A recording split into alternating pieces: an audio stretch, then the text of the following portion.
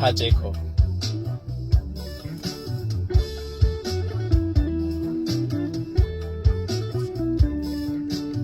Lubbuun dhiiraa biliqaa gaafa duutuun beekanii tasamanaa baatee si nyaatti dacheenii.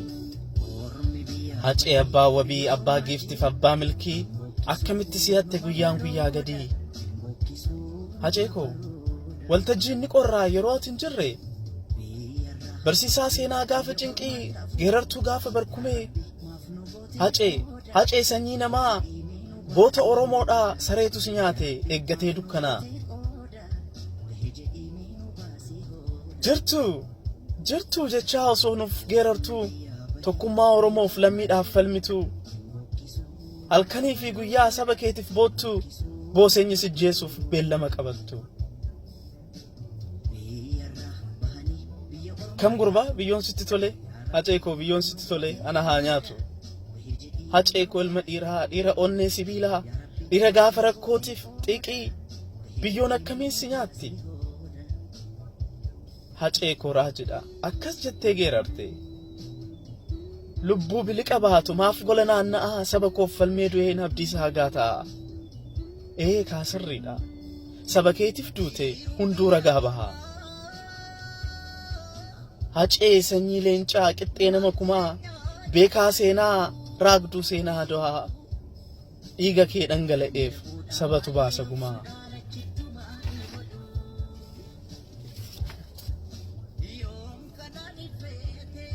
Hacee qooqa kiilolee kan lubbuun isaa qaalii Oromoof argamte afoo lafa barii. Diddaa gabrummaaf umurii keen falmitee qoricha sobduuf gantuu maaliif daanditti haftee. Nuuf bariite seenee wayita ol jennu egaa ammas dukkanaa kan ija bobaafnu. Maali yaa Oromoo yaa saba bal'aa koo bariite yoo jennu kan dukkanaawu ammoo.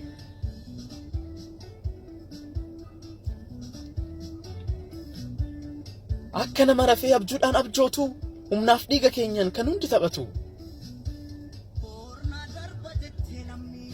Walii solmaan baalchaa safuu ilmaan garasuu dhukii ijoollee baalee ilmaan waaqoo guutuu.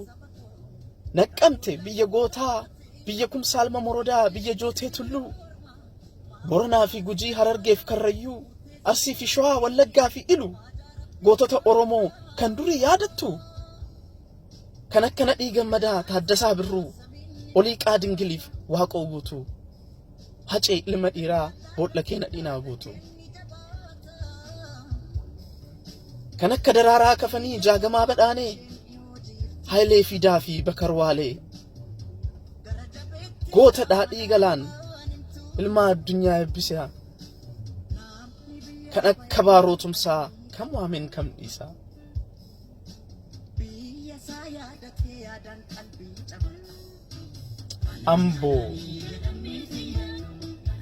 Amboo abbaa lafaa hacuunuuf kennitee otoo sabni hin beekin yartuun galaafatte. Jabaadhu Oromoo dukkanaa ammallee ifatti haa deemnu harka wal qabanne. Jabaadhu saba koo dukkanaa ammallee ifatti haa deemnu harka wal qabanne.